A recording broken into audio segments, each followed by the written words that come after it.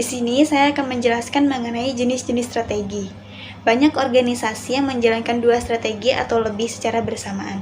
Di perusahaan yang besar dan terdiversifikasi, yang strategi kombinasi biasanya digunakan ketika divisi-divisi yang berlainan menjalankan strategi yang berbeda. Selain itu, organisasi yang berjuang untuk tetap berkembang mungkin menggunakan gabungan dari sejumlah strategi defensif seperti divestasi, likuidasi, dan rasionalisasi secara bersamaan.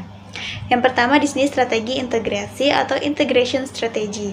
Strategi integrasi horizontal adalah strategi yang digunakan untuk memungkinkan perusahaan dapat menentukan kepemilikan dan mengupayakan pengendalian ataupun melakukan pengawasan lebih pada distributor, pemasok, atau pesaing melalui merger, akuisisi, ataupun membuat perusahaan sendiri. Contohnya yaitu Shopee yang mengadakan giveaway seperti handphone gratis, bahkan uang tunai membuat penggunanya semakin banyak dan tertarik untuk menggunakan Shopee. Dari hasil riset Snapchat soal e-commerce di Indonesia, Shopee merupakan e-commerce paling populer dan paling sering digunakan user tahun ini. Strategi integrasi vertikal terdapat 2 strategi integrasi, yaitu integrasi ke depan dan integrasi ke belakang. Integrasi ke depan adalah pencarian kepemilikan terhadap distributor dan pengecer. Contohnya yaitu Shopee memberikan fitur pilihan yang beragam dan mudah untuk para penggunaannya dalam melakukan proses jual beli, seperti adanya promo gratis ongkir, Shopee Mall, Shopee Game, dan membayar tagihan, pemilihan pembayaran yang berupa Shopee Pay, Shopee Pay Later, COD, dan masih banyak lagi untuk para pengguna, dan dapat untuk menjual kembali apa yang telah dibelinya. Sedangkan integrasi ke belakang adalah strategi untuk memperoleh kepemilikan terhadap pemasok perusahaan dan melakukan peningkatan kontrol terhadap yang diambil perusahaan ketika pemasok sudah dianggap tidak efektif kinerjanya. Contohnya yaitu sudah banyak toko yang ada di Shopee menjual produk yang diproduksi sendiri, jadi tidak memerlukan pemasok dari orang lain. Strategi intensif yaitu strategi yang digunakan perusahaan ketika posisi kompetitif perusahaan dengan produk yang ada saat ini akan membaik.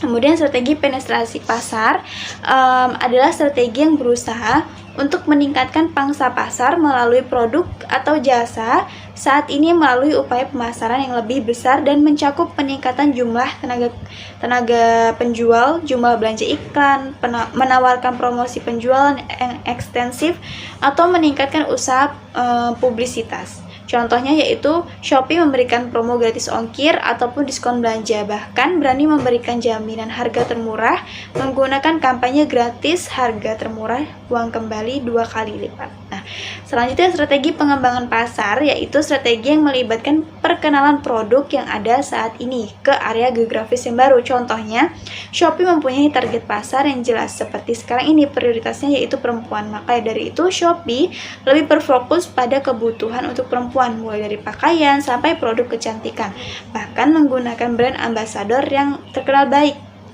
dari dalam negeri ataupun dari luar negeri, mulai dari Tukul Arwana hingga artis Korea agar peminatnya meluas. Kemudian selanjutnya itu strategi pengembangan produk, yaitu strategi untuk mencari peningkatan penjualan dengan memperbaiki produk atau jasa saat ini yang melibatkan biaya lead bank yang besar. Contohnya yaitu Shopee selalu update produk sesuai tren, bahkan mengadakan event seperti flash sale, cashback, dan masih banyak lagi. Baik, saya di sini akan melanjutkan materi yang selanjutnya, yaitu tentang strategi diversifikasi. Strategi diversifikasi adalah strategi yang digunakan perusahaan untuk membuka atau mengembang bisnis ataupun usahanya, yang dibagi menjadi beberapa macam, yaitu yang pertama ada diversifikasi konsentrik. Adalah langkah perusahaan dalam menghadirkan bisnis terbaru yang masih berkaitan erat dengan bisnis yang sebelumnya. Contohnya yaitu toko yang ada di Shopee, yang sebelumnya hanya menjual berbagai macam produk perempuan saja. Sekarang toko tersebut menjual produk untuk laki-laki juga agar target pasar dan penjualan akan bertambah luas karena adanya produk yang baru tersebut. Yang kedua, ada diversifikasi horizontal, adalah strategi perusahaan dalam menghadirkan produk atau usaha terbaru dari perusahaan dengan fokus bisnis yang tidak ada kaitannya dengan usaha sebelumnya dan dilakukan karena perusahaan melihat peluang dari loyalitas para konsumennya. Contohnya yaitu seperti sekarang, Shopee mempromosikan penjualan makanan siap saji untuk di beberapa daerah tertentu saja, yang dinamakan Shopee Food. Yang ketiga ada diversifikasi konglomerat, adalah strategi yang dilakukan perusahaan untuk menghadirkan unit bisnis baru dan menyasar segmen pasar yang baru. Contohnya yaitu Shopee berinovasi untuk menciptakan interaksi sosial sesama pembeli dan penjual yang lebih mendalam pada fitur Shopee Feed agar pengguna dapat menikmati pengalaman sosial yang ditingkatkan melalui Shopee Feed. Materi berikutnya yaitu ada strategi defensif. Strategi defensif adalah strategi yang digunakan perusahaan untuk tetap berjalan atau dalam kondisi yang baik-baik saja. Dalam strategi defensif ini ada beberapa opsi pilihan, yaitu yang pertama ada penghematan, adalah strategi dilakukan jika pendapatan perusahaan menurun dan langkah yang dapat dilakukan yaitu dengan cara menggunakan sumber daya yang terbatas namun efektif. Penjualan beberapa investasi, memotong anggaran, pengurangan jumlah karyawan, dan mengontrol keuangan lebih ketat lagi. Contohnya yaitu pada toko yang ada di Shopee lebih memilih memproduksi sendiri dibandingkan mengambil dari pemasok, dan hal ini dapat mengurangi biaya dan tetap melakukan aktivitas bisnisnya untuk membawa produk atau layanan ke pasar di Shopee. Yang kedua ada divestasi, adalah strategi yang dilakukan jika suatu unit bisnis tidak memiliki keuntungan yang bagus. Contohnya yaitu menggunakan fitur iklan Shopee untuk mengembangkan dan mengenalkan brand toko agar memudahkan peminat untuk berbelanja pada toko tersebut. Yang tiga ada likuiditas, adalah strategi yang dilakukan ketika perusahaan sudah benar-benar kalah dalam kompetisi atau bangkrut dan kemudian menjual aset-aset berharganya. Contohnya yaitu Shopee mengadakan flash sale untuk mendapatkan peminat karena ketertarikan karena flash sale yang diadakan penjual itu. Selanjutnya yaitu strategi 5 Porter. Porter sendiri dianggap untuk memahami kedua kekuatan kompetitif dan struktur industri secara keseluruhan. Hal itu penting untuk efektivitas dalam pengambilan keputusan strategis. Dalam model Porter, ada 5 kekuatan yang mencakup persaingan industri sekarang. Yang pertama, persaingan kompetitif. Nah, model ini meneliti bagaimana intensnya persaingan saat ini di pasaran, yang ditentukan oleh jumlah pesaing yang ada dan dari masing-masing mampu melakukannya. Kompetisi persaingan yang tinggi ketika ada beberapa bisnis sama menjual produk atau layanan. Ketika itu industri tumbuh dan ketika konsumen pada dengan mudah beralih ke pesaing yang menawarkan untuk biaya yang murah.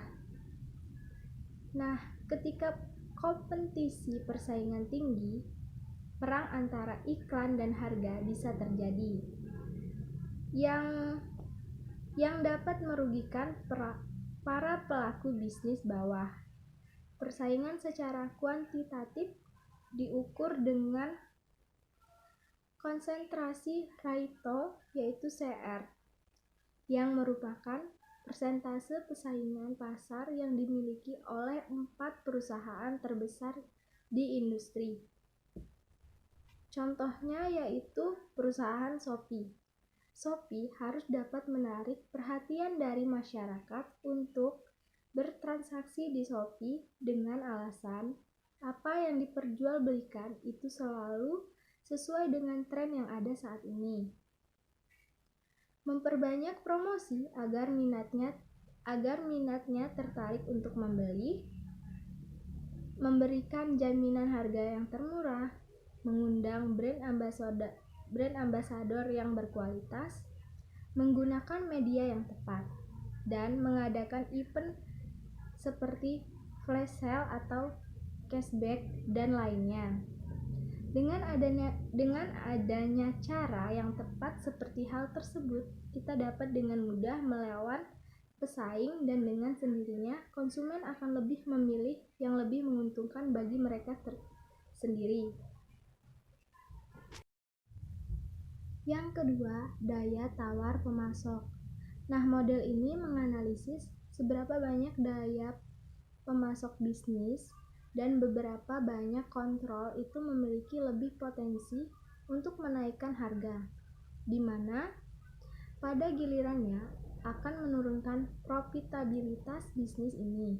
Selain itu, terlihat pada jumlah pemasok yang tersedia. Semakin sedikit dan semakin besar juga kekuatan yang mereka miliki. Bisnis berada dalam posisi yang lebih baik ketika ada banyak pemasok.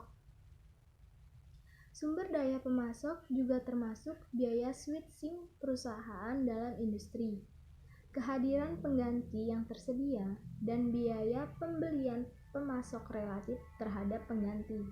Contohnya itu, penjual yang ada di Shopee lebih tertarik untuk memproduksi produk itu sendiri dibandingkan dia mengambil dari pemasok yang tentu saja akan mengeluarkan biaya tambahan.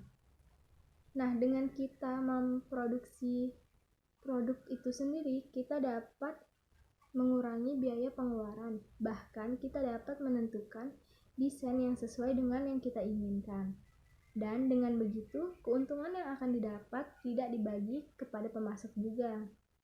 Nah, maka keuntungan yang akan kita dapat itu akan lebih besar ke depannya.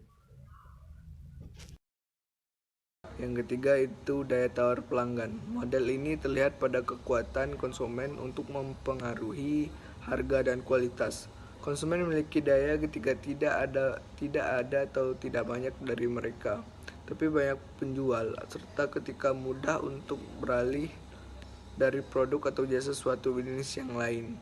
Daya beli rendah ketika konsumen membeli produk dalam jumlah kecil dan produk penjualan sangat berbeda dari pesaingnya. Contohnya itu Shopee.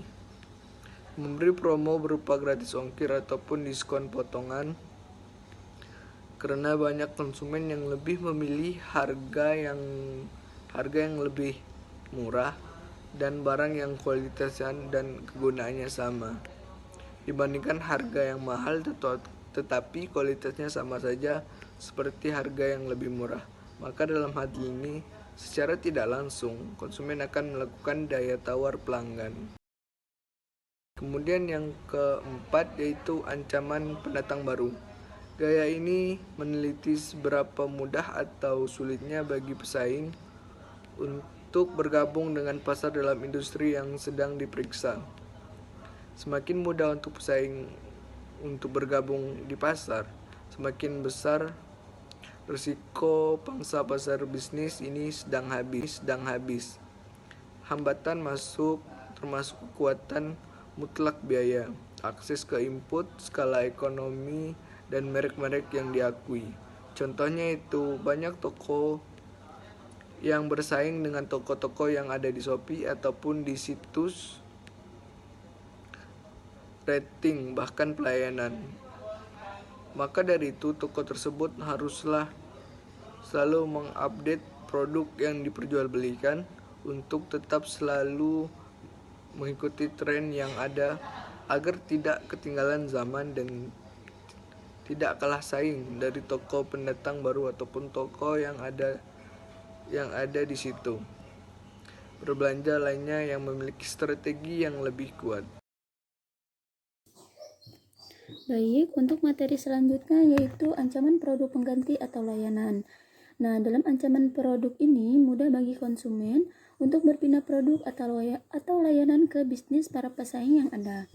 Yang mana sekarang sudah kita lihat bahwa sudah banyaknya toko-toko atau para pesaing yang memiliki kualitas dan produk yang berkualitas yang akan menarik para pelanggan atau konsumen untuk membeli produk mereka.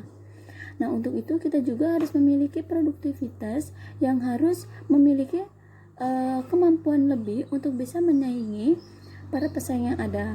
Seperti contoh mudahnya itu seperti permintaan produk dalam situs online seperti Shopee, yang mana semakin hari semakin banyaknya permintaan. Nah, dalam hal ini dapat mengakibatkan kehabisan stok barang. Nah, untuk itu, kita sebagai penjual harus mencari solusi yang tepat agar tidak mengecewakan konsumen dengan cara seperti memberikan opsi produk berbeda tetapi fungsi dan manfaatnya itu sama.